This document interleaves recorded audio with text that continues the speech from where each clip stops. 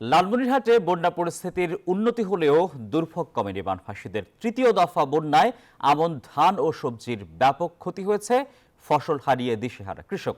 এদিকে কুষ্টিয়ার দৌলতপুরের চিলমারি ও রামকৃষ্ণপুর ইউনিয়নে পানিবন্দী প্রায় 50,000 মানুষ। বন্যা দুর্গত এলাকায় দেখা দিয়েছে খাবার ও বিশুদ্ধ পানির সংকট। প্রতিনিধিদের পাঠানো তথ্য এবং ছবিতে ডেস্ক রিপোর্ট। লালমনিরহাটে বন্যা পরিস্থিতির উন্নতি হয়েছে, পানি কমে যাওয়ায় ঘরবাড়িতে ফিরছে বানভাসীরা।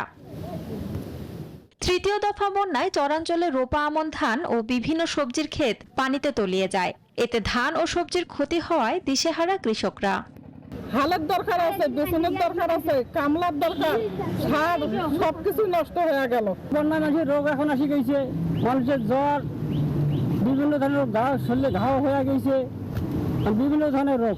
আমরা পৌঁছে গেছি, এখন আমরা কি খাবো না খাবো, হ্যাঁ সরকারের কাছে এটা আপত্তি। বান্ডেল থাকলে প্রতি সেনমানিতে টাকা বাঁচবে। বিকাশ সেনমানি বান্ডেল কিনে জিতুন প্রতি লেনদেনে।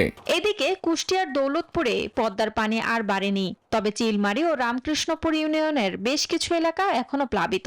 পানিবন্দী 35টি গ্রামের 1.5 লাখ মানুষ। এরই মধ্যে বন্যা দুর্গত এলাকায় বিশুদ্ধ পানি ও খাদ্যের সংকট দেখা দিয়েছে। আমরা বাড়িঘর সব চলে গেছে এবং মরিচ চলে গেছে, পাট চলে গেছে, খুব কষ্টতে আমরা আছি। এখানে ধরেন যে ফসলবাদি করছিল মানুষ, মরিচ, বেগুন, এগুলো ধরেন পানির মধ্যে তলাই গেছে। কেউ ধান করছিল, ধানগুলো একদম তলাই গেছে। বাড়িতে তো কোনো জিনিস নাই, বাজার থেকে নিতে হয়। এখন বর্ষার সময় সব জিনিসে খাইতে গেলে তো পুরো পাশটাই লাগে, পুরো পাশটায় ধরেন যে আমাদের কষ্ট। চাঁপাইনবাবগঞ্জে বন্যা পরিস্থিতির উন্নতি হলেও দুর্ভোগ কমেনি বানভাসীদের। Desk report, news 24।